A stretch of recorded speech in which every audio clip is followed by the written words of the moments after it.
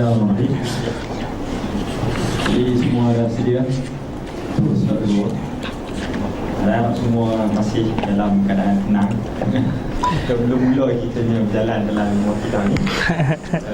Semua saya minta Ustaz tentang juga tentang Wadi Ashawa ni sebab saya rasakan yang satu tak diajar, satu tentang kepentingan tahu yang Wadi Ashawa tu tidak dibiasakan, diadatkan dalam para penuntut ilmu sendiri.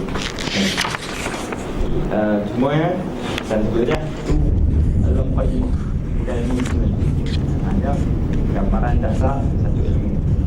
Baik.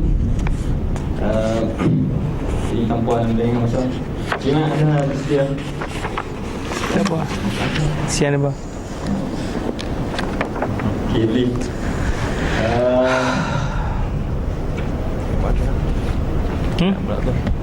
Tahu, tunggu dulu, relax. Tanya soalan mana yang kalau brothers ada soalan?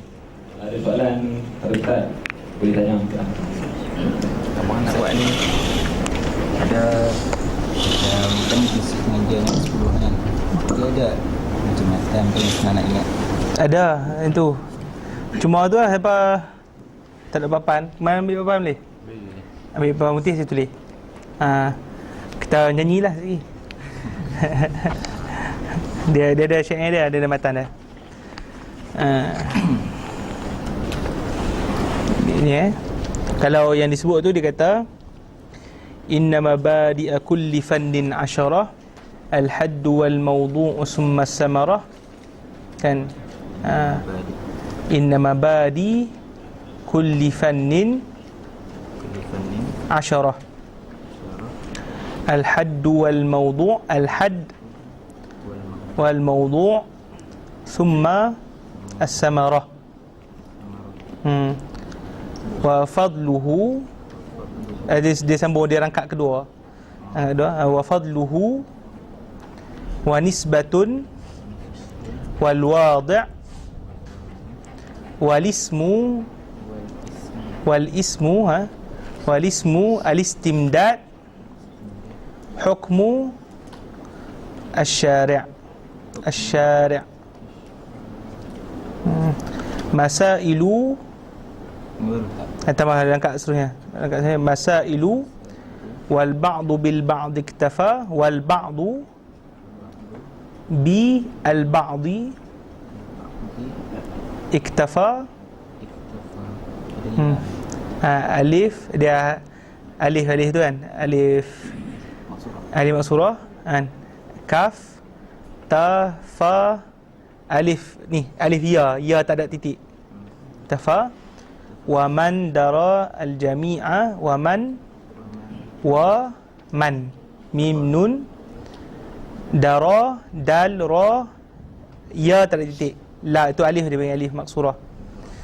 Jami'a al jami'a haza ha alif zai syarafa shin ra fa alif syarafa. Dari situ tulis lah, tulis ni nampak sikit.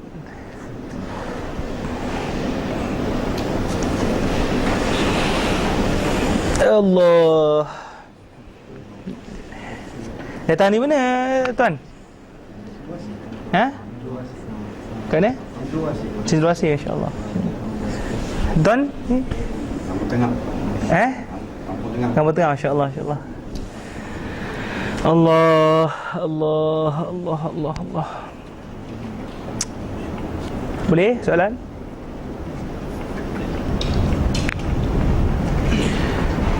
Okey, kita mula dulu. Bismillah walhamdulillah wassalatu wassalamu ala sayyidina Rasulillah wa ala alihi wa sahbihi wa man wala wattaba'a hudah. Wa ba'd. Jadi insya-Allah kita sambung balik perbincangan berkenaan dengan ilmu akidah. Cuma ada saudara kita, nama apa? Saudara Aziz, Ustaz Aziz tadi dia tanya berkenaan dengan Mabadi' Asyarah ni. Saya lupa nak cerita, saya katakan tadi tradisi keilmuan Islam ni semenjak zaman-zaman lama dah kan. Memang kita utamakan sebelum mengaji apa-apa, kalau kita masuk sekolah kan sekolah dulu, kita akan diajarkan mabadi asyarah ni, 10 prinsip ni. Kan? Mula dulu ulama bagi 3 prinsip. Asalnya basic 3 prinsip. 3. Kemudian dikembangkan jadi 10 prinsip yang masyhur ditulis oleh Imam Ibn Sabban. Itu syair itu dalam Imam Ibn As-Sabban. Dalam kitab kitab apa Ibn Sabban? Hasyiah ala Awdah, Hasyiah ala Ashmuni. Boleh itu memang kena pakai lah tu. Sebab kalau contoh kalau nak berdasarkan prinsip tu, nanti kita nak mengaji medik, contoh medik, kita kena tahu juga definisi medik, betul tak? Kemudian kita kena tahu objektif mengaji medik apa, faedah mengaji medik apa, kan? Lepas tu kita kena tahu juga subjek pembincangan medik. Medik bincang pasal apa? Siapa bincang pasal medik? Medik bincang pasal apa? Badan manusia sakit ke tak ke? Saya tipu lah, saya teka lah, kan? Contoh chemistry cerita pasal apa?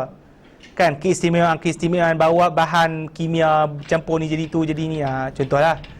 Saya tipu lah kan, saya tak tahu lah. Tapi maksudnya kepentingan praktikal terhadap prinsip 10 ni dalam tradisi keilmuan Islam ni dia akan dipakai. Sebab kalau student tu first dia mengaji ilmu ni, dia terus baca buku terus ni, dia panggil sebagai orang utara kata tak ketahuan punca. Tak ketahuan punca tu maksudnya dia tak tahu usul pangkal, dia tak tahu mana dia nak mula, dia tak tahu apa dia mengaji, dia tak tahu apa faedah dia mengaji. Dia akan jadi apa? Datangnya satu kelas tak ada apa, sebarang isi dan juga tak ada manfaat lah. Tak boleh. Tu benda tu kita kena buang daripada masyarakat kita lah. Mengaji mesti tahu objektif, mesti kita tahu apa yang kita mengaji, subjek apa kita mengaji. Penting Jadi kita tulis sikit yang disebut oleh ustaz kita ni. Allah. Jatuh lagi. Okey. Apa ni? Boleh tulis kan? Tak apa-apa. Dia ada syair sebenarnya untuk nak hafal benda tu. Tapi 10 prinsip ni kalau nanti boleh praktis kepada ilmu-ilmu lain, kan? Pada yang mana ni lah. Yang pertama, apa dia? Inna mabadi kulli fannin asyarah. Ni dia bawah ni. Al-haddu wal mawdu'u summa samarah wa fadluhu wa nisbatun wal wadi' wa alismu alistimdadi hukmi asyari'. Aduh. Masailu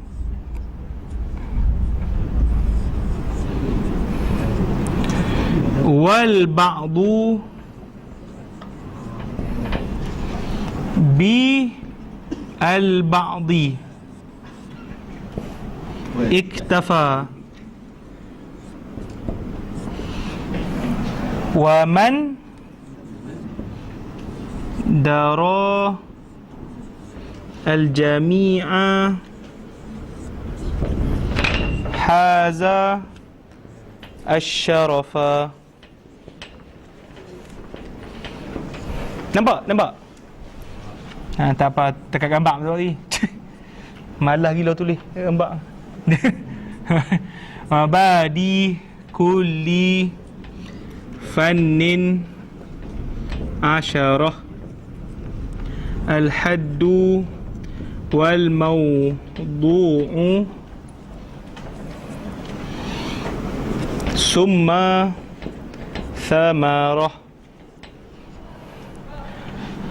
wa fadluhu wa nisbatun wal wadi'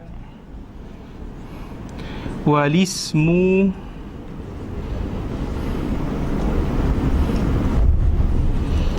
Al-istimdadu hukmu asy-syari'.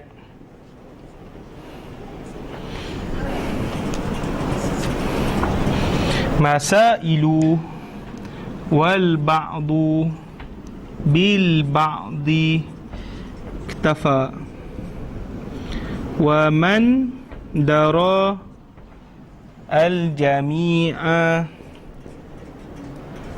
haza asy-syarafa. Dia point dia kat sini lah.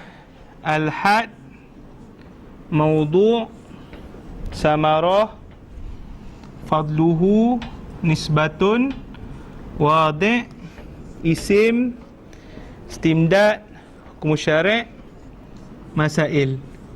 Ni ya. Ingat poin apa ni? Dia baca macam mana? Inna mabadi kulli fannin asyarah, al-haddu wal mawdu'u summa as-samarah, wa fadluhu wa nisbatun wal wadi' wal ismu listimdadu hukmu syari', masailu wal ba'du bil ba'di iktafa wa man daral jami'a haza syarafa. Ingat?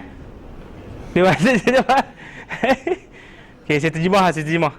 Kita buat terjemahan. Okey, dah tulis dah? Tulis? Dah ke? 1, 2, 3.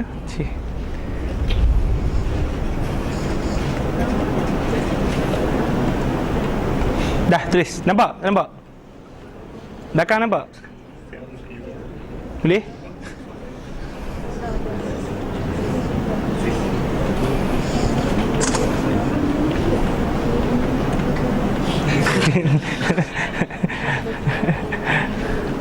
Okey, boleh? Dah. Kita bagi terjemahan lagi. Dah slow-slow tak apa, ke daurah pun laju-laju ke tak dapat apa tak? Betul tak? Slow tak apa, satu-satu kan. Sebagai tok guru kami dia kata, ilmu ni seperti bah titisan, dapat sikit. Lama-lama jadi bukit lah kan. Jadi sungai kan, sikit-sikit. Dia bukan mencurah-curah ke ladang gandum, tak, sikit-sikit. Boleh okey, dah tulis inna sesungguhnya kan, mabadi prinsip-prinsip. Dia ada 10 principle, 10 prinsip. Setiap fannin ilmu, asyarah apa? 10. Wahid, isnani, salasa. Maksudnya boleh jawab salah kan? Berapa 10? Cik asyarah lah kan. Dah kita jawapan, takkan boleh jawab lagi. Ya. Sekali lagi. Inna sesungguhnya, mabadi prinsip-prinsip, kulli apa kulli? Setiap. Fannin ilmu. Asyarah. Berapa asyarah? 10. Alis. Al-haddu. Apa maksud al-haddu? Definisi. Al-haddu apa? Definisi. Wal mawdu'. Mawdu' subjek perbincangan. Yang dah tulis dah kan tu? Dah tulis dah, cuma tak apa. Summa as-samarah. Samarah apa samarah? Buah kan? Hasil, manfaat dia. Yelah, bukan buah ni, buah apple ke buah, tak lah. Biasanya manfaat, faedah. Boleh? Wa fadluhu. Fadluhu apa fadluhu? Kelebihan. Boleh? Wa nisbatun. Nisbah Melayu pun nisbah kan? Nisbah ilmu ni berbanding ilmu lain. Boleh Wal wadi'. Wadi' penyusun. Orang-orang pertama yang menyusun. Nanti diceritalah kalau ilmu nahu yang menyusun dia Sibawayh. Sibawayh pula, Abu Aswad Duali. Kalau ilmu ni medik siapa? Siapa yang pertama menyusun? Mana graduan fakulti? Siapa ni yang paling diktat ni? Siapa? Stephen Chow. Dengan Stephen Chow, mana Stephen Chow? Siapa? Darwin tahu apa? Kan? Dia orang kata kalau ilmu-ilmu tib ni, dia orang kata balik semuanya kepada Nabi Idris. Apa dia panggil sebagai Hermit the Great. Itu tak tahu lah, tu dia punya teori lah. Hermes ataupun Hormuz Idris. Okey. Seterusnya wadih. Okey, kemudian al-ismu apa dia? Isim ma ismuka, apa? Nama kamu kan. Lepas tu al-istimdad, sumber ambilan dia. Istimdad apa? Sumber ambilan. Hukum syarak apa bahasa Melayu? Hukum syarak lah. Ni bahasa Melayu pun banyak bahasa Arab sebenarnya, jangan risau. Masail apa? Masalah kan. Wal ba'du, dan sesetengah. Ba'du sesetengah, bil ba'di, dengan sesetengah yang lain. Faham sesetengah dengan sesetengah yang lain. Iktafa, cukup. Kafa apa? Cukup. Maksudnya kadang-kadang kita tak semesti kena wajib tahu 10. Kadang-kadang kalau kita tahu 3 pun dah cukup dah. Kan? Tapi kalaulah kita tahu 10, waman dara. Waman berwaman?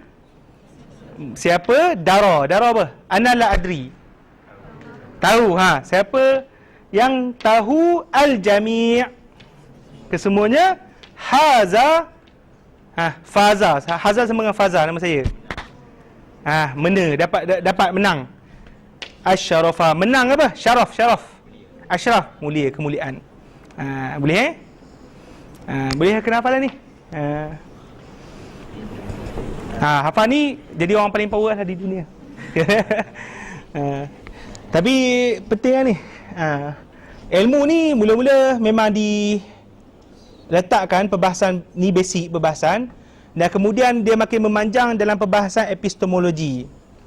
Epistemologi berkaitan dengan teori ilmu, teori pengetahuan. Ni basic lah ni. Siapa nak belajar epistemologi tu pun, theory of knowledge tu kena tahu ni boleh Lepas tu baru kita tahu berkaitan dengan induksi, didaksi, apa semua tu. Basic lah. Nak minat benda tu? Tak minat tak apa, saya minta maaf lah cerita. Asal salah pula cerita. Okey tu. Faham sekarang ni? Okey, jadi kita akan sambung balik. Kita baca kitab Tak baca lagi kitab ni, dah habis ke ustaz ni. Cuba kita bacalah. Kan setakat mana, dan kita akan cuba habiskan insya-Allah. Baik. Buka muka surat yang seterusnya. Daripada muka surat depan tu. Bismillahirrahmanirrahim. Qala al-musannif rahimahullah wa nafa'ana bihi wa bi'ulumihi wa bi'ulumi masyayikhina fid darain amin. Qala, kata tuan pengarang, Bismillahirrahmanirrahim, dengan nama Allah yang Maha Pemurah lagi Maha Mengasihani. Maksudnya apa? Dengan nama Allah. Apa maksud dengan nama Allah? Maksud dengan nama Allah. Kita ucap bismillah apa? Apa kita ucap bismillah? Apa? Itu apa tadi? Itu satu, keberkatan. Oh, power. InsyaAllah. Kan, yang pertama dipanggil sebagai ucapan bismillah adalah untuk kita peroleh keberkatan. Kita peroleh keberkatan. Dan yang kedua adalah apa? Untuk kita peroleh pertolongan daripada Allah Subhanahu Wa Taala. Pertamanya pada keberkatan. Kenapa keberkatan? Kerana Nabi SAW telah berkata ataupun bersabda, kullu amrin zibalin la yubda'u fihi bismillahirrahmanirrahim fahuwa aqta' ataupun abtar ataupun ajzam. Riwayat lain lah. Maksudnya apa saja perkara yang penting, urusan-urusan yang penting seperti belajar, menulis buku, beribadat terutamanya, jikalau tidak dimulakan dengan bismillah, maka dia diibaratkan seperti abtar. Apa maksud abtar? Abtar maksudnya abtar maksudnya macam ekor yang putus, macam binatang, contoh kerbau, lembu. Kita nak buat apa? Nak buat korban. Kalau ekor dia tak ada, boleh buat korban tak? Tak boleh kan? Tak boleh. Macam tu juga amalan. Ataupun aqta' maksudnya kudung. Diibaratkan seperti jasad yang kudung. Dan ataupun ajzam. Ajzam diibaratkan seperti apa? Seperti orang yang kena penyakit luruh isi. Luruh isi tu macam apa? Kecil manis lah. Kan orang kecil manis level 20. Kan dia ambil luruh dia punya isi dia. Kan tu teruk lah. Okey, jadi Nabi SAW kata, apa-apa saja pekerjaan kita nak buat ni, nak keluar rumah untuk nak menuntut ilmu, nak keluar rumah cari rezeki, benda penting, maka apa? Kita disunatkan untuk apa? Membaca bismillah kerana memperoleh keberkatan tadi. Kerana jikalau tidak dibaca bismillah, maka Nabi SAW kata tadi, diibaratkan seperti yang sebut tadi. Kerana apa? Kurangnya keberkatan. Kurang apa? Keberkatan. Benda tu ada, amalan ya, barangkali diterima oleh Allah Subhanahu Wa Taala, tapi kurang keberkatan. Tapi disebut oleh Imam Ali Qari rahimahullah dalam syarah Mishkat, dia kata maksud kurang keberkatan bukan kurang keberkatan, maksudnya tak ada berkat langsung. Tak ada berkat langsung. Jadi depa tanya, ustaz, berkat ni apa pula ustaz? Saya dah dengar banyak kali dah ustaz, berkat ni apa? Kan? Berkat ni antara dia ada 3 maksud, tapi antara maksud yang pertama adalah apa? Bertambah. Kan? Bertambah kita punya apa? Amalan tersebut. Manfaatnya. Kenapa? Contoh, sebagai contoh, kalau kita menuntut ilmu dengan keberkatan tersebut, maka apa? Maka akan diberikan taufik kepada kita untuk beramal pada ilmu tadi. Itu satu. Dan contohnya, kalau kita berilmu, kita menuntut ilmu, akan diberi juga taufik untuk apa? Kita sampaikan ilmu tu tadi. Dan orang akan boleh faham pula dengan ilmu kita mudah kalau diberi apa? Keberkatan. Tapi kalaulah orang tu tak diberi keberkatan dalam apa? Ilmunya, hasil usaha untuk menuntut ilmu dia akan jadi macam-macam. Antaranya apa? Dia akan buat benda yang bercanggah dengan ilmu dia. Asalnya dia tahu sembahyang wajib, dia tak sembahyang. Dia tahu dia ilmu, tapi kenapa ilmu tak berkat? Ataupun kenapa? Kerana ilmu tak berkat tu dia akan membawa kepada apa? Orang tak ambil manfaat langsung kat dia. Ilmu banyak. Al-Imam Allamah nama, kan? Ataupun Syekhul Islam, tu dua gelaran. Ataupun Sahibus Samahah, Mufti Agung dunia, tapi tak ada orang ambil manfaat pada ilmu dia. Maksudnya tidak langsung kita kata tergerak hati untuk mengambil ilmu daripada dia. Maka itu apa? Tanda tidak berkat bagi ilmu tu tadi. Jadi kita tak mahu benda tu. Kerana apa? Kalau kita ada ilmu, diberi apa? Taufik untuk beramal, maka tu kelebihan besar yang ada. Besar sungguh. Dan kemudian orang ambil pula ilmu daripada kita, betul tak? Sebar lagi. Macam MLM, multi language multi level gitu. Maksudnya satu. Dan orang yang paling banyak sekali mendapat manfaat daripada ilmu dia siapa? Rasulullah sallallahu alaihi wasallam. Sebab apa? Kesemua umat ni daripada zaman dia tu sampai lah ni berapa ribu, berapa juta, 1/4 dunia ni. Kesemuanya balik manfaat tu kepada siapa? Baginda Rasulullah sallallahu alaihi wasallam. Tu siapa tak mau, penting. Ya. Itu satu sudut. Dan satu sudut lagi adalah untuk kita memohon pertolongan daripada Allah Subhanahu Wa Taala, wasilah untuk dimudahkan urusan kita tu penting. Mengucap bismillah ni, kan? Sebab tu macam kita lah, sebab tu para ulama kata disebut kan, kuasa nama Allah Subhanahu Wa Taala ni seakan-akan kita ada apa? Ada kuasa nama menteri-menteri. Contoh dia panggil, kan? Kalaulah contoh kita berjalan dekat mana? Dekat padang pasir, kan? Lepas tu perampok datang jumpa kita. Waktu tu kalaulah kita berada di bawah mana? Di bawah naungan mana-mana raja, kita boleh kata apa? Saya ni duduk di bawah raja sekian-sekian, kan? Dan apa? Dan saya bergerak semua atas nama dia, atas arahan dia. Tentera apa saya, mesti perampok tu tak berani buat apa. Betul tak? Kalau dia berani, apa-apa kita dia akan dihancurkan. Itulah sebagai misalnya. Maka para ulama kata diibaratkan dunia ni seperti apa? Seperti pada pasir tadi. Kita bergerak ni, kita tak tahu, kita confirm ke kita akan memang tak dapat musibah apa-apa? Confirm tak? Saya tak akan dapat musibah sampai bila-bila. Tak pernah sakit, saya tak pernah. Saya tak pernah hilang duit sekupang pun. Duduk. Confirm. Betul confirm? Tak confirm. Kita tak tahu masa depan kita. Kita gelap, tak tahu masa depan kita. Tapi kita berharap pada siapa untuk bantu kita untuk nak selesai masalah tu? Allah Subhanahu Wa Taala. maka dengan nama dia akan apa? Dimudahkan segala urusan tu. Itu penting eh. Lepas tu kalau kita baca kitab-kitab yang lebih lagi, dia bagi tahulah fadilat bismillah ni banyak. Kan?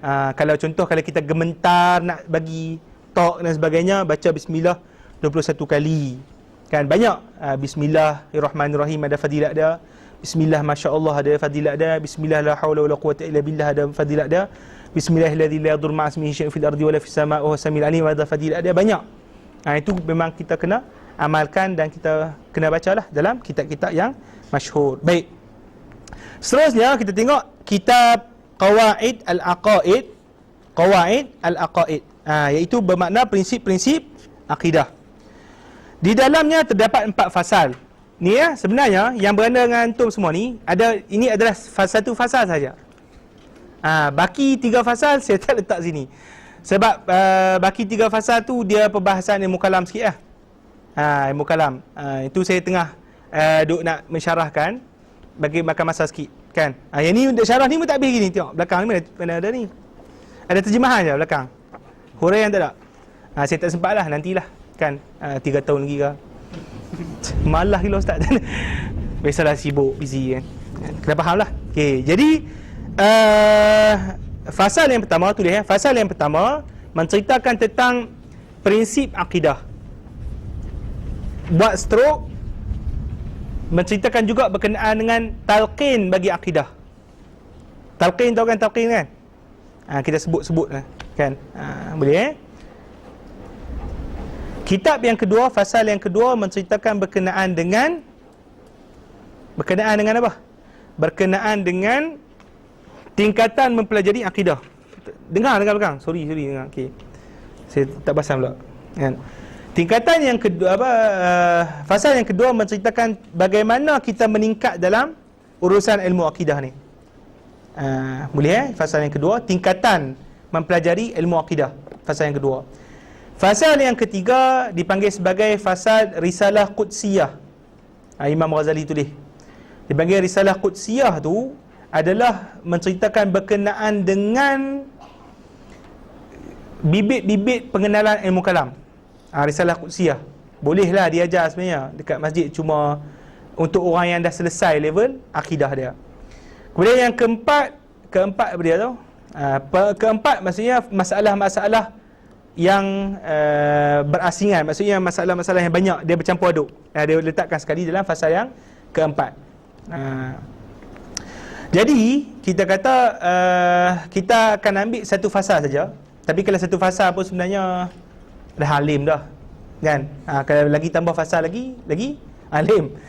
Dan kitab asalnya Qawaid al-Aqaid ni saya cerita kepada tuan-tuan dan puan-puan semua adalah sebenarnya diambil daripada kitab Ihya Ulumuddin. Dalam Ihya Ulumuddin dia ada apa? Dia ada 4 bahagian yang besar Ihya Ulumuddin. Pertama, bahagian dipanggil sebagai bahagian ibadat. Kedua, dipanggil sebagai bahagian adat. Ketiga, dipanggil sebagai bahagian muhlikat. Yang keempat, dipanggil sebagai bahagian munjiat. Yang pertama tu, dia cerita berkenaan dengan ibadat. Dia letak pada awal-awal tu kitab ilmu. Maksudnya dia punya theory of knowledge di sisi Imam Ghazali. Yang power gila. Power betul. Kalau antum baca tu, antum akan tengok bagaimana Imam Ghazali ni dia punya theory of knowledge dia bersifat, dia panggil kulli, universal. Ilmu-ilmu yang kita belajar, medik ke apa semua ke, kan, kesemuanya adalah untuk berkhidmat kepada agama. Itu konsep theory of knowledge dia Imam Ghazali. Berbeza dengan konsep compartmentation yang selalu dibuat oleh Barat. Barat dia akan contoh orang tu belajar fizik sampai mati. Kalau belajar biologi sampai mati. Kan? Dia akan membawa kepada apa? Membawa kepada knowledge yang tak sempurna. Dia tak dapat apa? Membawa kepada Tuhan Allah, mengenal Allah Subhanahu Wa Taala. Tapi Imam Ghazali dalam teori knowledge dia, apa-apa saja yang ni kita tahu, medik ke apa semua akan membawa kepada Allah Subhanahu Wa Taala. Tu menarik, boleh baca dalam tu. Dan kemudian dia letakkan dalam bahagian tu juga kitab akidah yang ni, yang kita bersama kita ni. Akidah ni yang diambil dikeluarkan, dinamakan sebagai Qawaid Al-Aqaid Imam Ghazali, masyhur dipakai oleh ulama. Kemudian sebenarnya kitab-kitab ibadat yang lain berkenaan dengan taharah kan, bersuci, solat, puasa, zakat, semua tu dah biasa. Dan kemudian yang kedua, bahagian yang kedua Imam Ghazali namakan sebagai bahagian adat. Adat tu maksudnya dia ceritakan berkenaan dengan jual beli, kahwin, makan, minum, yang dipanggil, diletakkan dalam tu ada adab yang halus. Ada adab halus, maksudnya bagaimana kita sepatutnya lakukan dalam adat kita sebagai sehari-hari lah, gerak lah kan. Kemudian yang ketiga berkaitan dengan muhlikat. Muhlikat tu maksudnya benda yang membinasakan kita. Muhlikat maksudnya benda yang membinasakan kita. Seperti apa? Sifat-sifat yang mazmumah, kutuk orang, dengki kan, tamakkan dunia, gila pangkat, jipang kan, gila jipang tu, cari kemasyhuran, macam-macam tu. Benda tu dipanggil sebagai muhlikat. Yang paling teruk sekali dipanggil sebagai cintakan dunia. Yang tu yang paling panjang lah dalam bab tu kan. Itu saya mengaji tu muhlikat semua. Muhlikat saya mengaji. Yang munjiat saya mengaji kan. Munjiat maksudnya yang menyelamatkan. Yang pertama membinasakan, yang kedua menyelamatkan. Bab yang munjiat tu maksudnya menyelamatkan. Dalam tu dia akan beritahulah akhlak-akhlak yang sepatutnya kita ada. Akhlak apa dipanggil? Sifat-sifat mahmudah kan, seperti jujur, amanah dan sebagainya. Bagaimana kita nak dapat sifat-sifat tu? Melalui kita kata konsep pentarbiahan yang diletakkan dalam Imam Ghazali. Macam contoh kita ni pemarah, macam mana nak hilangkan sifat marah kita? Kita orang jahat, saya baiklah kan, saya jahat, macam mana kita nak hilangkan? Imam Ghazali bantu kita melalui psikologi, melalui ayat-ayat Al-Quran, hadis-hadis. Itu yang menarik dalam kitab Imam Ghazali. Boleh bacalah, boleh dan teliti dalam kitab Imam Ghazali. Dan ulama kata hak yang 10 jilid tu semua 10 jilid 10 jilid tu, semua 10 jilid tu ringkasan dia mensyarahkan pada satu isu dia syarah. Berkaitan dengan apa? Ikhlas kepada Allah SWT. 10 jilid tu cerita tu ikhlas kepada Allah Ta'ala, yang tu kita akan faham konsep ikhlas bila kita baca kitab tu. 10 jilid lah. Bila boleh baca? Bila Ustaz ni? Dia kena baca juga insyaAllah. Boleh faham Okey. Itu sebuah sikit berkenaan dengan beberapa fasal. Baik, kita tengok lagi muka surat yang seterusnya. Fasal yang pertama, huraian bagi akidah ahli sunnah tentang dua kalimat asyhadah. Yang ni saya akan yang syarahan bawah ni saya baru tulis punya, tapi kadang-kadang rasa macam tinggi sangat pula. Tapi boleh baca sendirilah. Kita akan cuba huraikan secara ringkas pada hari ini. Okey, dia kata huraian fasal pertama adalah untuk menghuraikan berkenaan dengan akidah. Saya dah ceritakan tadi berkenaan dengan akidah sedikit. Maksud akidah yang di sudut bahasa, kita ambil dari sudut bahasa adalah simpulan. Maksud akidah di sudut bahasa pada simpulan. Macam kita rangkul macam ni, rangkulkan dalam benda ni. Itu dipanggil sebagai akidah. Itu pada sudut bahasa. Tapi pada sudut pada sudut istilah Al-Quran, istilah hadis, maksud akidah adalah apa? Adalah kepercayaan kita kepada apa yang dibawa oleh Nabi SAW. Apa saja yang dibawa oleh Nabi dan kita percaya, itu dipanggil sebagai akidah. Boleh boleh faham? Okey, ahli sunnah wal jamaah. Siapa ahli sunnah? Siapa ahli sunnah? Saya ni macam-macam duk, saya lah ahli sunnah, yang lain tak ahli sunnah. Ada kata Wahabi lah, ada kata Syiah lah, ada kata siapa tuan-tuan? Apakah maksud ahli sunnah wal jamaah? Ahli tahu kan maksud ahli kan? Sunnah maksud sunnah apa yang dibawa oleh Nabi sallallahu alaihi wasallam, tu maksud sunnah Boleh. Jamaah apa?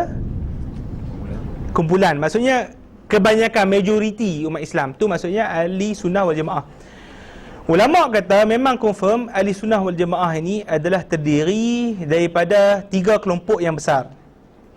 Ini disebut oleh Al-Imam Tajuddin As-Subki dalam Tabaqat Syafi'iyah. Dia kata ahli sunnah wal jamaah ni kita bahagikan kepada 3 kelompok. Yang pertama adalah kelompok Asy'ariyah. Mazhab Asy'ari dengan Maturidi. Boleh? Kemudian yang kedua adalah kelompok ahli hadis. Asy'ari, Maturidi depa ada juga tim ahli hadis dah. Cuma ni ahli hadis ni dia lain sikit. Boleh ahli hadis ni yang dipelopori oleh Imam Ahmad bin Hanbal. Okey. Yang ketiga adalah ahli sufi. Jangan ahli sufi. Jangan ahli sufi daripada tim depa lain sikit. Kan? Tapi kesemuanya ahli sunnah wal jamaah. Boleh Boleh faham? Okey. Seterusnya kita tengok maksud jamaah adalah apa? Kebanyakan yang dipegang oleh kebanyakan umat Islam. Keseluruhan. Kita tengok daripada Morocco sampai ke mana? Sampai ke Indonesia bermazhab apa? Asy'ari. Kesemua. Di Qarawiyyin di Morocco diajarkan sifat 20, dekat sini pun diajarkan sifat 20. Tak ada beza pun. Kesemuanya bermazhab Asy'ariyah, itu Asy'ari. Okey, boleh? Kemudian tentang dua kalimah syahadah. Dia akan, iaitu Tuan Musannif akan mensyarahkan dua kalimah syahadah. Maksudnya daripada dua kalimah syahadah tu kita kenali beberapa prinsip akidah. Kan yang teknik yang kita belajar dekat surau, kita syarahkan sifat 20, kan? Sifat 20 ataupun sifat yang 50 semuanya, kan? Tapi kalau Imam Ghazali rahimahullah, dia akan syarahkan daripada dua kalimah syahadah tu beberapa perincian akidah untuk nak membantu kita bagaimana kita nak hayati kalimah syahadah yang kita selalu ulang tu dalam sembahyang, kan? Asyhadu an la ilaha illallah wa asyhadu anna Muhammadar Rasulullah. Itu teknik Imam Ghazali. Tapi ada juga teknik ulama yang bernama Taqi Ibn Muqtarah. Taqi bin Muqtarah, dia terangkan akidah melalui dia syarahkan subhanallah walhamdulillah wala ilaha illallah wallahu akbar wala haula wala quwwata illa billahil aliyil azim. Tu Taqi bin Muqtarah dia syarah kot tu pula. Asy'ari juga. Kan? Jadi kita kena faham bukan konsep pembentangan akidah tu hanya kepada sifat 20 saja. Faham? Baik. Kita tengok lagi yang merupakan salah satu teras yang terpenting dalam Islam. Sebagaimana yang dibawa dalam hadis tu, dia kata Islam itu terbina atas 5 perkara. Yang pertama, syahadatu an la ilaha illallah, kita mengucap dua kalimah syahadah. Kemudian sembahyang, puasa dan zakat. Boleh. Baik, kita tengok masuk yang ni, pusing-pusing ni. Yang ni syarah ni boleh baca sendirilah. Kan? Kita tengok yang ada matan kat atas ni. Cuba tak? Matan yang kat atas ni. Kita akan cuba baca matan sahaja. Syarah tu boleh tengok sendirilah. Cuma saya tak sempat nak buat tu. Baik. Maka kami menyebutnya sambil memohon taufik dari Allah Subhanahu wa taala. Ni semua saya terjemahlah. Okey. Alhamdulillah. Alhamdulillah al-mubdi'u al-mu'id. Okey, apa maksud alhamdulillah? Segala puji bagi Allah Subhanahu wa taala, kan? Okey, dia sebut sini, apa maksud puji? Saya nak tanya, apa maksud puji? Saya puji Ustaz nama apa? Ustaz Ashraf. Saya puji Ustaz Ashraf. Apa maksud saya puji Ustaz Ashraf?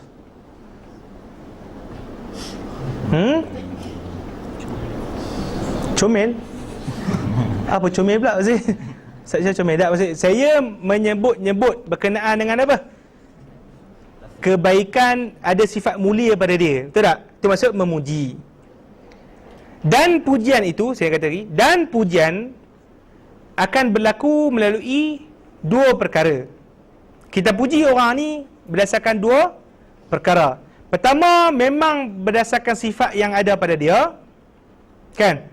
Yang kedua, berdasarkan dia pernah bagi something kat kita. Betul tak? Dia pernah berbuat baik kepada kita. Contohnya Ustaz Ashraf, dia biasa bagi kepada saya 200,000. Saya pujilah, baguslah Ustaz Ashraf, bagus, alhamdulillah. Kan 200,000 bagi. Bolehlah saya buat apa? Perusahaan kambing ke, lembu ke, kan? Boleh faham Dan kadang-kadang kita tengok Ustaz Ashraf ni tak buat baik pada kita pun. Cuma dia ada kelebihan kat dia, seperti apa? Handsome. Oh, handsome Ustaz Ashraf, kan? Maka dia pun dipanggil puji. Maka tuan-tuan, kita kata di sini kita puji siapa? Alhamdulillah, kita puji siapa? Allah Subhanahu wa taala. Maka untuk apa kita puji Allah Taala? Untuk apa? Untuk apa? Sebab kita berdosa. Kerana semua benda pada Allah Ta'ala. Pertama, Allah Ta'ala ni memang layak bagi mendapat pujian. Kerana apa?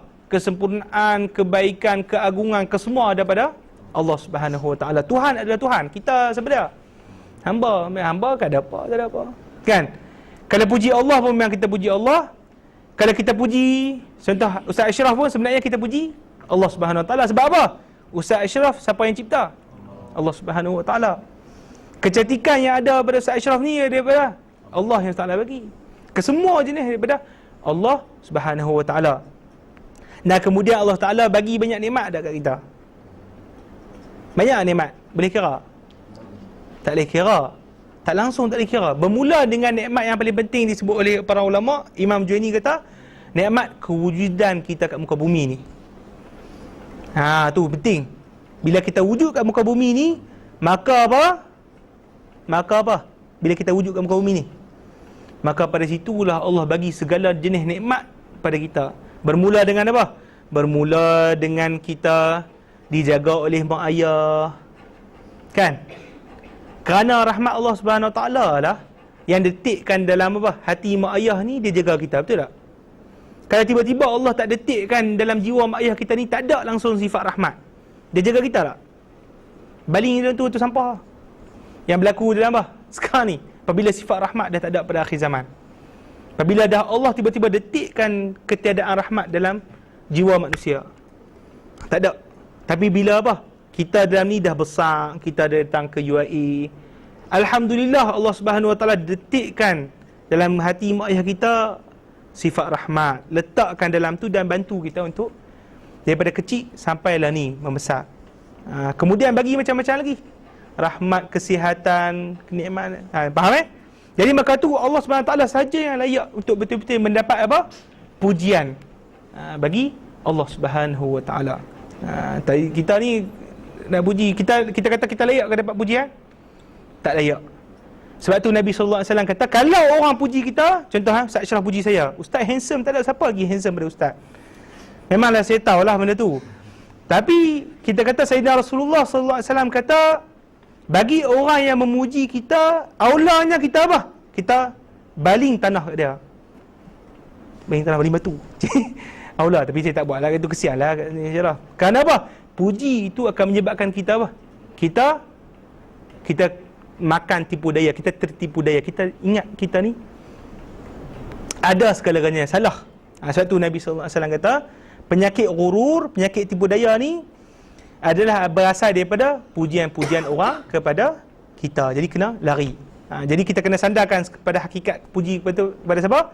Allah Subhanahu Wa Ta'ala. Boleh faham Okey, seterusnya al-mubdi. Al-mubdi, apa maksud mubdi?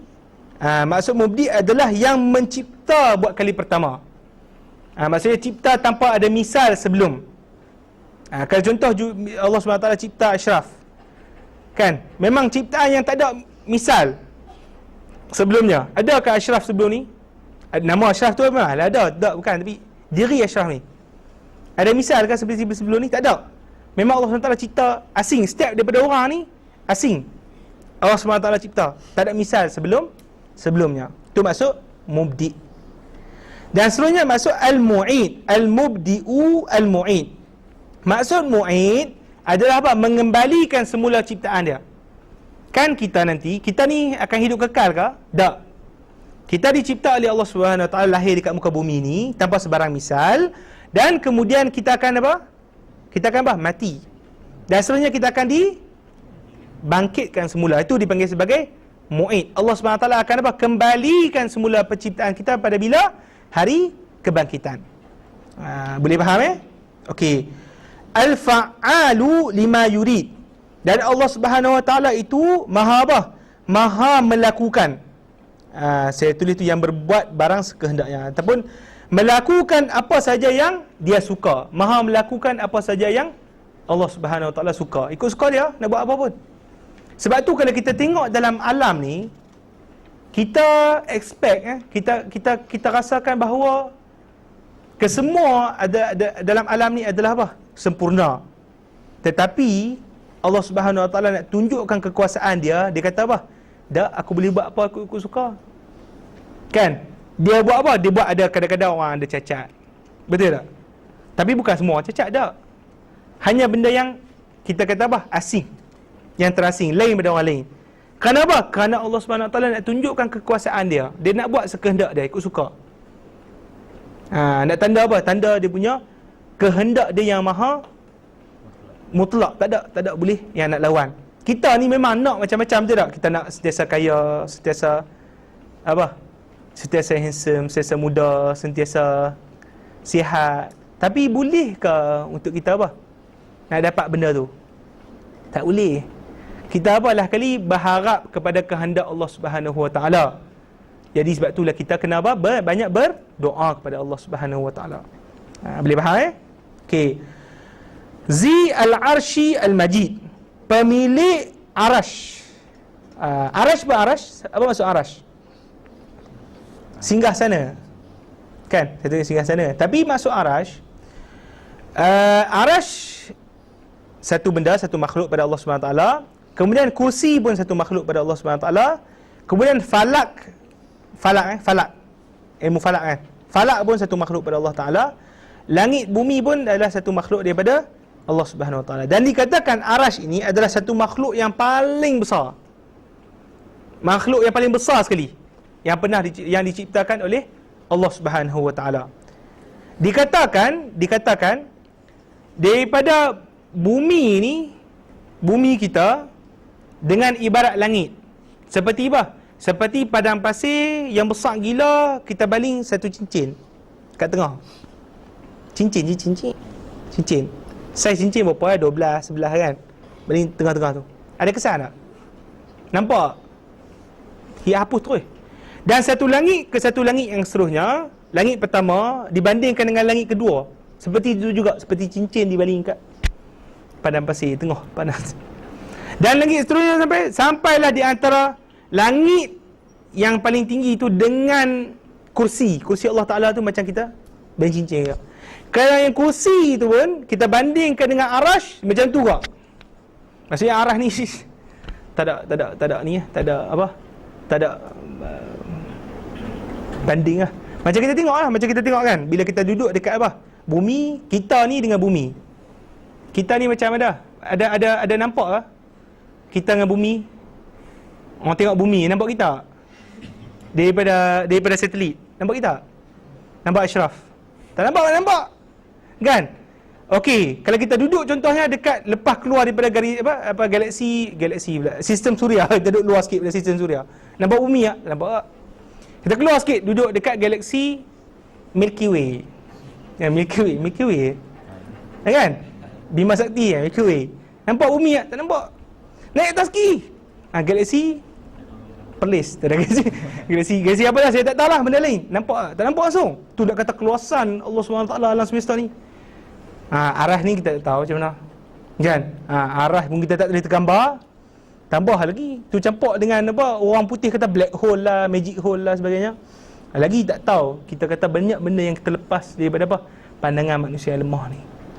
Boleh Al-Majid. Maksud Al-Majid apa? Al-Majid maksudnya yang maha megah. Kan? Wal-Batshi Asyadid. Wal-Batshi Asyadid, maksud Al-Batshi ni adalah yang mengambil dengan ikut suka dia. Al-Batshi maksudnya apa? Macam kita kata bahasa sekarang ni macam otai lah. Boleh ambil ikut suka dia. Ambil secara paksa. Boleh Al-Hadi Safwata Al-Abid, yang memberi petunjuk. Al-Hadi apa? Yang memberi petunjuk kepada siapa? Safwah, yakni orang yang dipilih daripada kalangan hamba-hamba. Al-Abid apa? Hamba. Ila manhaji ar-rasyid, kepada manhaj yang ar-rasyid, yang apa? Berpedoman, manhaj yang baik. Iaitu Allah Subhanahu Wa Taala sebenarnya dalam makhluk-makhluk dia akan ada apa? Ada pemilihan. Apa saja pemilihan yang Allah SWT buat? Allah SWT akan angkut hamba-hamba anda ni daripada apa? Daripada satu hal kepada satu hal yang baik lain. Contoh kan, orang moga-moga kita ni lah terkandung termasuk daripada orang-orang yang baik ni lah. Maksudnya Allah SWT akan angkut orang yang berdosa kepada apa? Kepada melakukan kebaikan dengan apa? Dengan taubat. Dan kemudian dengan taubat juga Allah SWT akan angkut orang yang kemudian dipilih untuk melakukan ibadat kepada martabat yang dipilih. Lagi makin tinggi, makin tinggi. Jadi kita ni sebenarnya Allah SWT pilih tak? Pilih tak? Macam Ustaz Rahman kata tadilah, kan? Kita ni dipilih oleh Allah SWT, tapisan Allah, kan? Kerana tak ada lagi yang ni. Bayangkan yang lain di luar, macam tu kan. Saya nak bagi semangat lah, semangat kan. Yang lain ni tengah hisap gam, hisap minum air ketum semua, kan. Sini ada air ketum tak? Kat Bahang ada air ketum? Ada? Kalau kat Perlis dengan Kedah banyak air ketum. Dia panggil cakoroy. Cakoroy tu dia boket baru, cakoroy. Jadi boleh tanyalah, budak-budak pandai tu buat perangai tu. Okey. Jadi pilihan Allah Subhanahu wa taala kepada apa? Manhaj, jalan yang berpedoman. Yang ditafsirkan oleh ulama bahawa manhaj, iaitu jalan yang berpedoman, itu adalah apa? Agama kita, iaitu apa? Islam dan juga iman. Alhamdulillah Allah SWT pilih kita untuk melalui jalan yang baik, iaitu apa? Melalui jalan agama. Kita beragama, alhamdulillah. Dan kemudian jalan ilmu pula. Boleh wal maslaki as-syadid, as-sadid. Dan juga jalan yang betul. Tu alhamdulillah kita dapat ke jalan yang betul melalui ilmu. Al-mun'im. Al-mun'im maksudnya apa? Yang memberi nikmat ke atas mereka ba'da, selepas apa? Selepas syahadati tauhid. Syahadah apa? Mengucap tauhid, bihirasati aqaidihim 'anil zulumati tashkik. Iaitu Allah Subhanahu wa taala akan mengurniakan selepas kita ini mengucapkan syahadah tauhid, dengan Allah Subhanahu wa taala jaga akidah kita daripada sebarang keraguan. Tu alhamdulillah. Kita apa? Sentiasa dalam keadaan yakin dalam urusan agama. Tu nikmat yang besar. Sebagaimana yang disebut oleh para ulama, nikmat apa? Yang paling terbesar adalah nikmat iman dengan Islam. Tu alhamdulillah.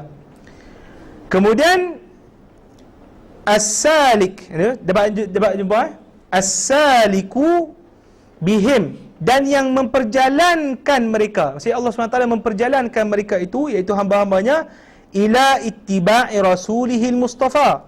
Untuk apa? Selepas beriman, kita ikut siapa? Nabi SAW. Itu yang paling Allah sekali. Tak ada benda lain. Kalau kita ni nak berjalan berjumpa Allah Subhanahu wa taala, bolehkah tanpa melalui Nabi? Melalui syariat Nabi? Bolehkah kita buat sembahyang ikut suka sendiri? Buat puasa ikut suka sendiri? Bolehkah? Tak boleh. Memang kena ikut melalui pintu Nabi SAW. Sebab tu Allah SWT kata, qul, katakanlah, in kuntum, jikalau kamu itu tuhibbunallaha, cintakan Allah Subhanahu wa taala. Allah SWT suruh apa? Suruh Nabi sebut, fattabi'uni, ikut aku. Jangan ikut orang lain, jangan ikut hawa nafsu, jangan ikut diri sendiri, tak. Ikut siapa? Ikut aku. Fattabi'uni yuhibbukumullah wa yaghfir lakum zunubakum. Ikut aku dan Allah SWT apa? Akan cinta kepada kamu dan akan mengampunkan segala dosa kamu. Jadi apa-apa segala semua jenis ke mesti apa? Melalui pintu Nabi SAW. Dan saya nasihatkan juga pada apa-apa saja aktiviti yang kita lakukan, hadirkan Nabi bersama kita. Dan insya-Allah dia akan membawa kepada keberkatan yang insya-Allah bermanfaat kepada semua orang.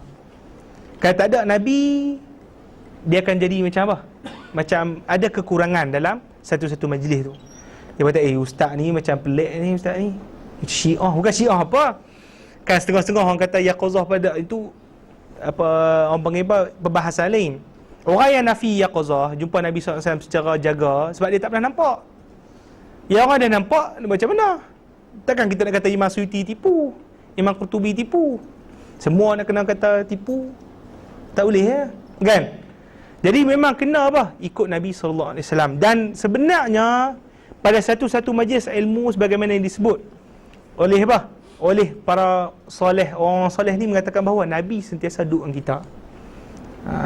Nabi sentiasa duduk dengan kita. Sebab tu Allah SWT sebut, Allah SWT sebut, wa'lamu anna fikum Rasulullah. ketahuilah bahawasanya apa? Di antara kita ni, kita duduk kat sini, dalam jiwa kita ke mana, ada siapa? Rasulullah, baginda Rasulullah sallallahu alaihi wasallam. Tu kena. Selalu kita duk ingat kan, fa'lam annahu la ilaha illallah kan, sebelum tahlil kan. Itu adalah satu zikir lah, bagus dah. Ada satu lagi yang kita kadang kita terlupa, iaitu apa? Allah SWT ingat, suruh kita ingat, wa'lamu, ingat dan ketahui bahawa di antara kita ni jangan lupa ada Nabi SAW. Tu kena ingat. Kalau tidak, tak ada apa, rugi segala benda yang kita buat. Baik faham?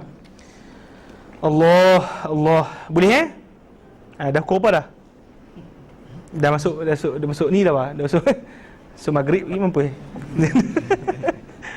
okey, boleh. Tapi boleh setakat ni boleh slow, saya mula slow sikit. Kau nak laju terus kata ustaz laju sikit bosan. Jangan itu sedih. Okey. Baik. Seterusnya apa dia? As-sa'iqu lahum, yang telah memperjalankan bagi mereka itu ila ittiba'i rasulihil mustafa, untuk mengikuti baginda Rasulullah sallallahu alaihi wasallam yang terpilih. Al-Mustafa maksudnya apa? Yang terpilih. Waqtifa'i asarihi. Iqtifa maksudnya untuk melalui jejak. Iqtifa apa? Melalui jejak langkah para sahabatnya yang mulia. As-sahbihi al-akramin. Al-mukramin bit-ta'yidi wa tasdid. Dengan apa? Dengan disokong dan diperbetulkan jalan. Maksudnya kita ni sentiasa akan insya-Allah mengikuti Nabi sallallahu alaihi wasallam, diberi taufik.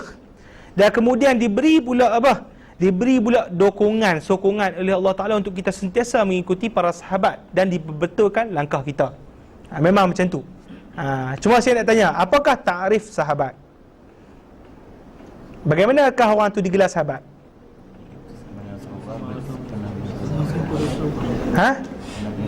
Pernah berjumpa dengan Rasulullah lagi? Beriman lagi? Mati kan? Tepat. Okey. Tarif, definisi sahabat adalah apa? Orang yang berkumpul, pernah berjumpa dengan Nabi sallallahu alaihi wasallam, bukan mesti melihat sebab ada di kalangan sahabat yang buta, tak nampak. Kan? Yang kedua apa? Beriman dengan Nabi sallallahu alaihi wasallam. Lepas tu apa? Mati dalam iman. Para sahabat ni, bila digelar sahabat ni, dia level dia tinggi. Kalau kita ni layak boleh lawan dia, tak layak. Tapi para sahabat ni, kenapa dia boleh dapat level tu? Saya nak tanya, kenapa dia boleh dapat level tu? Kenapa? Duduk dengan Nabi je tu. Duduk dengan Nabi dia boleh dapat level tu. Dia bukan benda lain, duduk dengan Nabi sallallahu alaihi wasallam. Kerana itulah disebut oleh ahli hadis bahawa para sahabat, maka apa saja yang mereka percakapkan, maka itu confirm betul. Sebab apa? Sebab mereka itu dicuci oleh apa? Cahaya kenabian Nabi sallallahu alaihi wasallam. Memang Nabi dah cuci daripada hajat, daripada segala benda. Tu para sahabat tu. Kan? Kerana mereka duduk dengan Nabi sallallahu alaihi wasallam. Sebab tu Nabi sallallahu alaihi wasallam kata, jangan sesekali la tasubbu ashabi. Jangan sesekali kita mencela para sahabat. Kerana apa? Kerana amalan yang dilakukan oleh para sahabat tu tidak akan kita sampai untuk melakukan dia. Walaupun kita ni bersedekah dengan apa? Uhud. Maksudnya sedekah dengan nilai emas sebesar Uhud, maksudnya sebesar gunung pun, sesekali tidak akan mencapai fadilat yang dicapai oleh sahabat, walaupun dia bersedekah dengan sikit tangan dia. Kan? Sedikit saja, sejemput kurma. Tak boleh sampai. Sebab apa? Duduk dengan Nabi sallallahu alaihi wasallam. Itu satu. Dan kemudian apa? Kenapa? Kerana keikhlasan, keimanan mereka lain level dia. Kita ada itu. Kita sembahyang macam biasa kan? Sama pada sahabat sembahyang macam biasa. Tapi benda yang duduk dalam jiwa mereka tu lain. Dan kerana Nabi, mereka tu lain. Tu penting. Bercerita pasal Nabi sallallahu alaihi wasallam. Penting. Nak angkat, nak naik darjat kepada Allah Subhanahu Wa Taala, mesti melalui Nabi sallallahu alaihi wasallam. Kalau tidak, tak ada. Kalau nak harap sendiri, tak ada. Kan? Memang mesti melalui Nabi sallallahu alaihi wasallam. Baik. Sambung lagi. Kemudian al-mutajalli lahum fi zatihi wa af'alihi bimahasini awsafihi allati la yudrikuha illa man alqas sam'a wa huwa syahid. Dan Allah Subhanahu wa taala itulah yang mutajalli. Maksudnya mutajalli ni maksudnya menzahirkan. Allah Subhanahu wa taala zahirkan diri depa ni. Maksudnya menzahirkan diri dia kepada apa? Kepada manusia ni, kepada kita ni. Fi zatihi, menunjukkan kepada kita apa? Pada zat Allah Subhanahu wa taala. Kita akan nampak keagungan zat Allah Taala. Kemudian wa af'alihi, dan kita akan apa? Kita akan lihat keagungan perbuatan Allah Subhanahu wa taala. Wa awsafihi, dan bimahasini awsafihi, dan juga kecantikan dan juga kesempurnaan awsaf. Apa maksud awsaf? Sifat. Sifat-sifat Allah Subhanahu wa taala. Allati la yudrikuha, yang mana orang tidak akan sesekali memahaminya melainkan apa? Man alqas sam'a wa huwa syahid, yang orang yang cuba mendengar dan dia cuba saksikan. Di sini Tuan Musannif dia nak bagi bibit-bibit pengenalan berkenaan dengan ilmu tauhid, ketuhanan. Kan kita cerita tadi sebelum ni kan. Kita nak cerita berkenaan isu ketuhanan, kita cerita berkenaan dengan apa? 3 isu kan. Yang pertama berkaitan dengan apa? Zat Allah Subhanahu wa taala, dan yang kedua berkaitan dengan sifat Allah Subhanahu wa taala, dan yang ketiga berkaitan dengan af'al Allah Subhanahu wa taala. Faham Jadi sebenarnya apabila kita nak kenal zat Allah Subhanahu wa taala, nak kenal sifat Allah taala, nak kenal af'al Allah Subhanahu wa taala, macam mana? Saya nak tanya macam mana? Macam mana tuan-tuan? Maklum dalam Al-Quran kan. Tapi sebenarnya bila kita tengok alam semesta ni, saya tunjuk, bila tengok alam semesta ni, alam yang duduk kat kita ni, itu dipanggil sebagai kesan kerja buat Allah Ta'ala. Kita ni, manusia ni, kejadian ni adalah apa? Kesan perbuatan Allah Subhanahu Wa Ta'ala. Kita bergerak, kita dikumpul kat sini adalah kesan perbuatan Allah Subhanahu Wa Ta'ala. Kita melihat adalah kesan pada Allah Subhanahu Wa Ta'ala. Jadi daripada kesan tu, apabila kita tengok alam semesta, kita tengok diri kita, kita tengok buah-buahan, kita tengok sayur-sayuran, itu akan memperkenalkan kita kepada apa? Fi'il Allah Ta'ala, perbuatan Allah Ta'ala tu. Kita akan tengok bagaimana sempurna betul perbuatan Allah Ta'ala pada alam ni. Kan? Bagaimana diciptanya kita ni apa? Dalam bentuk yang rupa yang baik. Manusia muka kita tengok, Allah, Ashraf ni, hati saya jadi apa? Jadi saya pun tak boleh nak ungkapkan. Rasa macam tenang. Kita tengok cantik elok manusia dalam bentuk manusia. Tengok apple, oh cantiknya. Makan pun sedap, manis, bentuk pun elok. Kan?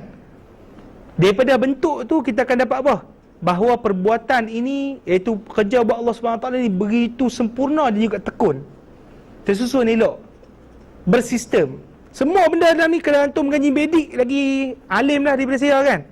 Bagaimana aliran darah, bagaimana sistem sel bergerak, bagaimana sistem cakrawala, suria pusing bergerak, tak bertembung, tak ada apa. Kan? Saya nak tanya, kalaulah dunia ni bergerak secara tidak bersistem, boleh lahir tak ilmu sains? Tak boleh lahir. Kalau tidak, macam mana nak boleh buat observation? Macam mana nak boleh nak buat ni hipotesis? Macam mana nak boleh buat inference kalau tak bersistem? Kan? Dia lahirnya ilmu sains tu kerana sistem yang Allah SWT cipta kat muka bumi ni. Tu kena ingat. Iaitu kita tengok betapa tekunnya perbuatan Allah Subhanahu Wa Taala ni, dan kita akan lihat sesuatu perbuatan akan apa? Akan balik merujuk kepada sifat kesempurnaan. Ni, dia satu level ke satu level. Kita nampak kat muka alam ni adalah kesan perbuatan dia. Kesan ni, perbuatan ni kembali kepada perbuatan Allah yang maha yang sempurna. Dan setiap perbuatan akan kembali kepada apa? Sifat kesempurnaan Allah Subhanahu Wa Taala. Apabila kita tengok satu-satu ketekunan yang berlaku dekat alam ni, kita akan tengok bahawa Allah ni maha bijaksana, maha mengetahui, maha adil, maha agung, maha apa. Kan kita belajarkan dalam Asmaul Husna, kesemuanya sifat Allah Subhanahu Wa Taala. Kan? Dan daripada sifat Allah Subhanahu Wa Taala yang maha sempurna itu akan menunjukkan kepada zat dia yang maha suci. Daripada apa? Daripada berbilang-bilang, daripada segala kekurangan, daripada segala jenis segalanya. Itu kita kata susunan untuk kita mengenali Allah Subhanahu Wa Taala. Itu yang disebut oleh Al-Imam Badi'uz Zaman Said Nursi. Saya ingat, bisa ingat Badi'uz Zaman? Badi'uz Zaman Nursi ada? Kan? Jadi kita tengok, saya cuba tulis flow dia tu. Teknik nak mengenali Allah Ta'ala ni, dia mesti berdasarkan yang pertama apa dia? Pada anda, dah dekat gambar dah? Cik, tak tulis. Ustaz ni peli kami yang dekat gambar. Tak, bukan. Saja gurau-gurau. Okey, baik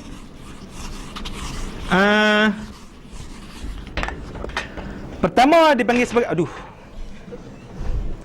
kena lagi dia macam sekarang ni whiteboard tak efisien, kena inovasi baru.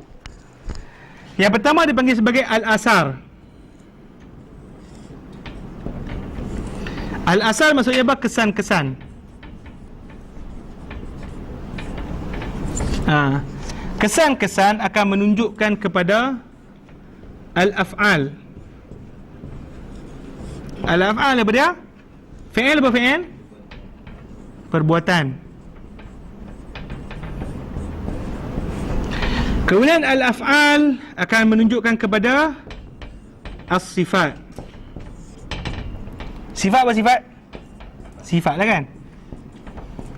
Dan as-sifat akan menunjuk kepada az-zat.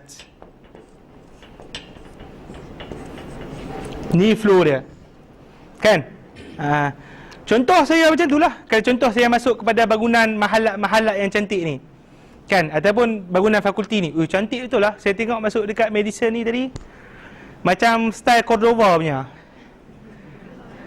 Tak betul lah dia punya pintu depan tu Morocco punya kot. Tak percaya pula aku cakap. Tak betul, dia memang design macam. Jadi kita akan tengok kesan, nampak bentuk-bentuk yang bangunan Cordova tadi, kan, Masjid Cordova tadi. Kita akan nampak bahawa perbuatan dia fi'il dia cantik, betul tak? Susun sistematik kan. Kita masuk, surau buat sini. Kenapa dia buat surau kat sini? Kawasan sini cantik elok kan. Kemudian kenapa dia buat kafe dekat situ? Kerana dekat sikit, lepas balik musola boleh makan. Di sana makan, di sana makan, di sana makan, kan? Lepas tu terus balik. Kan contoh kan? Dan daripada perbuatan tu, kita akan tengok bahawa apa? Dia tu orang yang cerdik, kan? Cerdik. Dia maksudnya dia mesti ada maklumat pasal sejarah Cordova.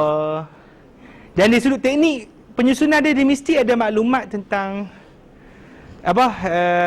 engineering yang baik, architecture yang baik, kan itu kan, buat maksud kan, faham Dan kemudian kepada sifat dia, dia ni orang yang pandai, dia ni orang yang berhikmah, dia ni orang yang luas ilmu pengetahuan dia ni orang, faham tak? Kita akan sifat macam tu. Dan daripada sifat tu kita akan kenali pula zat dia kan. Jom kita jumpa Ustaz engineer ni mana? Engineer nama apa? Ustaz Faiz. Kasih. Ataupun Ustaz Ashraf, kan? Kita akan jumpa, betul tak? Kan, betul kan? Faham kan? Begitu juga kita, perjalanan kita menuju Allah Subhanahu Wa Ta'ala. Tu yang dia punya, kita kata apa? Flow untuk kita nak menuju Allah Ta'ala ni mesti berkaitan dengan ni. Daripada below to the top. Mesti dia tak boleh top to down. Top to below tak boleh. Dia mesti daripada atas bawah. Itu dipanggil sebagai tariqah Quraniyah. Quran dia ajak macam tu. Satu dia kata fanzur ila asari rahmatillah. Quran sebut fanzur ila asari rahmatillah.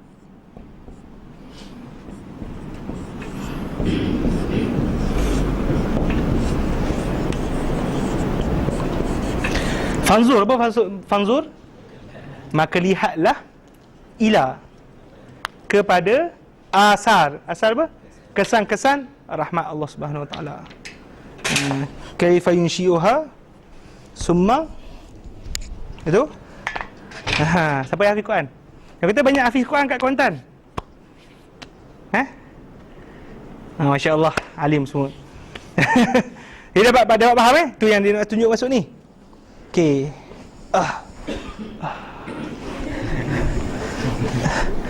Kursi ni dia macam sedap itu. Tapi boleh faham itu dia nak tunjuk tu. Okey. Allah kitik fahya. Semua nampak macam letih lah. Okey, sister. Ya saya. Salam. Soalan.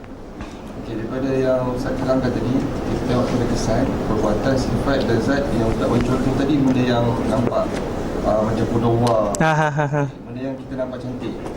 Macam mana pula dengan kesan yang Allah cipta, ada yang berlaku kecetakan? Adakah kita boleh mengatakan bahawa ada sifat kurang bagi Allah SWT? Tak boleh. Maksudnya kita akan reflection pada benda lain pula, iaitu reflection tadi iradah yang maha mutlak tadi. Maksudnya reflection kepada kehendak Allah yang maha mutlak. Dia ikut suka. Dia nak cipta yang sempurna, dia cipta. Dia nak cipta yang apa? Cipta yang benda yang kurang sempurna pun dia boleh cipta. Tapi bukan reflect kepada zat dia, kan? Tapi dia reflect kepada kehendak, sifat kehendak pula. Dia nak tunjuk. Maksudnya berbagai-bagai lah.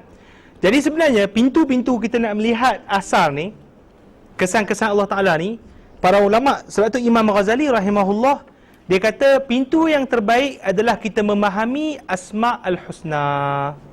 Apa? Asma' al-Husna. Apa Asma' al-Husna? Nama-nama Allah yang mulia. Itu dipanggil sebagai tertingkap. Tingkap untuk apa? Kita nampak masuk kepada memahami keagungan Allah Ta'ala. Pintu akidah yang baik lah untuk kita ketahui. Sebab tu Imam Ghazali tulis kitab dia, kalau boleh cari Al-Maqsidu Al-Asna fi syarhi Al-Asma' Al-Husna. Itu menarik. Itu kalau kita ada masa kita boleh syarah, tapi tebal sikit kita ada. Boleh menarik. Dia memang kita kata perbincangan tauhid yang lain sikit pada lain. Perbincangan bagaimana kita tengok alam ni, nak kata perbincangan atom, nukleus, benda yang kita selalu duk main kan. Yang tu benda Imam Ghazali dah bincang dalam kitab bersuci, kitab Taharah. Taharah kitab suci, ambil wudu. Dah bincang dah atom, nukleus apa semua. Kan? Kita lambat sikit. Kalau kita boleh ambil ilmu-ilmu tu awal, sebenarnya kita dah lagi power daripada orang putih. Sayanglah. Kita lambat. Banyak apa? Banyak main bola tu dah. Okay, boleh faham? Faham Okay. Lihat dulu lagi, ada soalan lagi? Ambil gerak-gerak sikit, minum-minum air ke, ada gula-gula ke. Ada lagi 5 jam ni, 5 jam. Ni. Setakat ni boleh faham dia punya ni. Boleh Sebab kita lain sikit daripada style yang kita belajar di masjid-masjid tu. Sebab saya nak bentangkan teknik Imam Ghazali. Imam Ghazali ni otak dia, subhanallah, saya tak tahu macam mana datang dari planet lain. Dia alien sungguh dia. Ghazali rahimahullah. Okey, boleh? Kita ambil berapa minit lagi tinggal? Berapa minit Tak apa, kita boleh ni rehat-rehat dah kot. Kita ambil 4 minit lagi, lepas tu kita rehat lah. Dah tengok kesian dah. Kan ada golek-golek belakang tu. Tak boleh lah, tak boleh. Tak ada. Okey. Kalau yang ni muslimin ni kata tak nak ni lah, nak antuk kepala itu, saya tak boleh lah. Jadi kena selamatkan keadaan, kita relax dulu. Okey, boleh? Okey, baik. Seterusnya al-mu'arrif iyahum. Kan? Sampai itu kan? Sampai itu al-mu'arrif iyahum muka surat seterusnya. Bukan dia panggil, dia bagi surat lagi. Lupa nak ni nak letak numberize. Sorry. Okey, az-zat. Ni bab seterusnya. Al-mu'arrif iyahum annahu fi zatihi wahidun. Ini kita nak masuk kepada perbahasan sifat Allah Subhanahu Wa Taala wahdaniyah. Nanti kita sambung lagi lah petang ni. Lihat dulu Jadi sebab ni kita nak masuk dalam detail sikit je, tak detail sangat pun. Detail sikit, kita masuk sikit. Okay. Boleh kita buka soalan dulu. Allah. Letak kat kurung ni kan perkataan zat tu kan. Muka surat ada zat tu kan, cuba buat kurungan, itu perbahasan sifat wujud. Perbahasan bersifat wujud. Sebab Imam Ghazali dia tak secara direct membawa kepada apa sifat 20 ni. Tapi sebenarnya kalau kita baca teliti, dia sebenarnya tak lagi jauh pun daripada sifat 20. Cuma teknik pembentangan dia lain sikit. Dia punya style dia. Cuma tugas saya akan perincikan lah. Saya akan tunjuk mana yang sama, yang mana yang lain. Boleh Kayak ni dia lain sikit. Imam Ghazali punya style dia. Asar, dulu ada muassir, tu semua. Ada soalan sekarang ni? Kita ambil ni ambil rehat dulu. Sehari petang kita sambung balik. Sila ya. Dalam apa ni, berkaitan kita nak mengenal, dia ada dalam sunnah wal jamaah pengajian yang bersangkut paut dengan macam aliran Tauhid 3 yang tu tergolong di dalam ahli sunnah wal jamaah ke macam mana Ustaz? Pada perbahasan Tauhid 3 ni, kalau macam saya itu Ibn Taymiyah buat kan? Ibn Taymiyah. Kalau perbahasan Tauhid 3 ni pada kerangka teori tak ada masalah. Satu yang disebut oleh guru kami Syekh Jamal Faruq, Syekh Ali Jumaah, semua dia kata pada kerangka teori tak ada masalah. Pada kerangka teori memanglah ada ulama bantai kat kerangka teori dia yang dia buat tu. Tapi kita tak ada masalah lah, masing-masing mungkin dia ada cara dia kan untuk nak bentangkan akidah. Cuma pada konsekuen dia tak apa baik. Maksudnya bila orang gunakan Tauhid 3 tu untuk mengkafirkan orang, itu isu dia. Maksudnya kan kita kata ada Tauhid Rububiyah, Uluhiyah dengan Asma' wa Sifat kan. Ada certain ni yang ekstremis, dia pakaikan benda tu. Dia katakan Tauhid Rububiyah adalah orang yang mengaku bahawa Allah yang cipta alam, kan? Tauhid Uluhiyah dia mengaku bahawa apa? Allah yang layak disembah, kan? Dengan ekstremis ni dia kata berdasarkan pembahagian tauhid yang dibuat oleh apa? Dibuat oleh Ibn Taymiyah ni, maka ada sebenarnya orang Islam tapi dia bukan Islam. Macam mana pula bukan Islam macam Islam? Iaitu bah, orang yang dia mengaku kata Allah ni cipta apa semua, tapi bila bab ibadat dia tak apa, dia tak betul-betul mentauhidkan Allah Ta'ala. Macam mana pula tu? Macam konsep dia bertawassul, dia main kot tu pula. Dia kata apa? Orang yang bertawassul ni maka apa? Dia telah mensyirikkan Allah SWT pada ibadat. Dia main kot tu. Tu bahaya. Konsekuen tu yang menyebabkan berlaku istilah takfir mengkafir. Itu yang dimasukkan perbahasan tawassul apa semua tu. Kita yang tu yang tak kena tu. Tapi kalau sekadar nak diajar kat sekolah menengah macam tu, dia tak masuk tu, tak ada masalah. Sekadar biasa-biasa kan. Tapi kalau orang detail bahagian Tauhid 3 tu, dia akan jadi panggil tu. Dia akan berlaku, dia panggil sebagai fenomena kafir mengkafir. Dia akan membidah-bidah orang. Itu bahaya tu. Bahaya. Kita tak mau berlaku dalam masyarakat umat Islam dah ni. Boleh faham Jadi eloklah waktu guru kita dah tinggalkan apa semua, Syekh Daud, Syekh Ahmad Fatani semua tu dah elok dah. Cuma kita apa? Kita nak bina tangga untuk nak faham apa yang dia bertulis tu. Yang ni kita nak bina tangga ni. Nanti kita dah sampai lepas level ni, kita masuk pula perbincangan sifat 20. Sifat 20 ni tinggi sebenarnya. Kan? Tapi janganlah sampai kata, ada setengah orang kata sifat 20 tak guna langsung tu. Apa dia? Qadim ni apa? Dia main macam tu pula. Itu dia tak kerti nama. Itu kena apa? Kena ambil tukul. Bukan baling kat dia. Kita aku je Ustaz. Okey, boleh faham Aku je Ustaz. Ya. Beza asma dengan sifat. Asma dengan sifat maksud kita kata asma wa sifat sebenarnya dia sama sebenarnya. Kita kata kita disebut asmaul husna kan. Perkataan Ar-Rahman, Ar-Rahim, Al-Qadim, apa semua tu kan, Al-Adil, itu dipanggil sifat lah. Asalnya adalah sifat. Asalnya adalah apa? Sifat. Kalau siapa yang mengaji dalam ilmu nahu, dia akan tahu bahawa itu adalah wazan sifat. Betul kan? Dia panggil sifat musyabahah. Kan? Siapa yang mengaji ilmu nahu. Tetapi kenapa dinamakan asma' ni? Kenapa dinamakan asma'? Sebab asalnya sifat. Kerana apa? Para ulama kata apabila disebut perkataan Rahman, apabila disebut perkataan Rahim, kita yang dengar akan fikir selain daripada Allah tak? Tak. Kita fikir selain Allah. Kita tak fikir langsung selain Allah. Kita akan apa? Fikir bahawa itu adalah Allah Subhanahu Wa Taala. Maka apa? Asalnya sifat, tetapi dia itu seakan-akan berada di martabat nama. Asma' itu maksudnya nama. Faham Saya bagi contoh lagi. Contoh. Kita kata dalam penggunaan bahasa biasa ada dipanggil sifat, ada dipanggil nama. Sifat adalah kita panggil lafaz umum lah, lafaz umum. Kan nama lafaz yang tertentu. Kan contoh nama Ashraf, kan? saya sebut perkataan asyraf, fikiran saya akan balik confirm kepada zat ni lah. Itu fungsi nama. Tapi kalau fungsi sifat, dia ada kriteria tertentu ada pada dia. Tapi semua orang ada kan. Contoh, pandai. Saya sebut perkataan pandai, maka otak saya akan fikir apa? Tertentu kepada asyraf apa? Tak. Ali pandai. Apa? Alif. Buang F tadi. Alif pandai. Asyraf pandai. Apa tadi? Syahir kan? Syahir pandai. Ni semua pandai. Maksudnya kita kata ada persamaan pada kriteria tersebut. Boleh ya?